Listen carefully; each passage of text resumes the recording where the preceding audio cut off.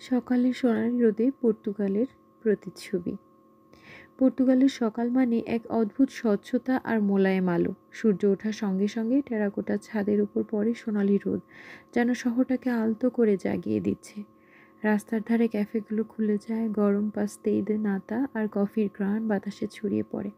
হালকা ঠান্ডা বাতাসের ভেতর সেই নরম রোদ গায়ে লেগে থাকে রাজহাঁসের পালকের মতো শান্ত কোমল।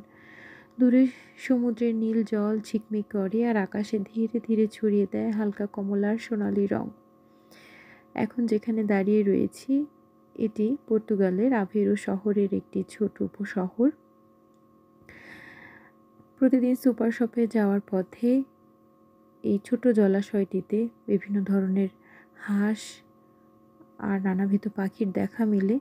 আজ সকালে এদের দেখতে পেলাম। এগুলো রাজহাঁস। আমি কনফিউজড হয়ে আছি, এগুলো কি বুনো রাজহাঁস নাকি কারো পালিত। খুব সম্ভবত এগুলো কারো পোষা রাজহাঁস। কিছু খাবার দিয়েছিলাম, এরা ঘুরে ঘুরে দাঁড়িয়ে খেলো। এরপর আমি আমার নিত্যদিনের পথে হেঁটে চললাম।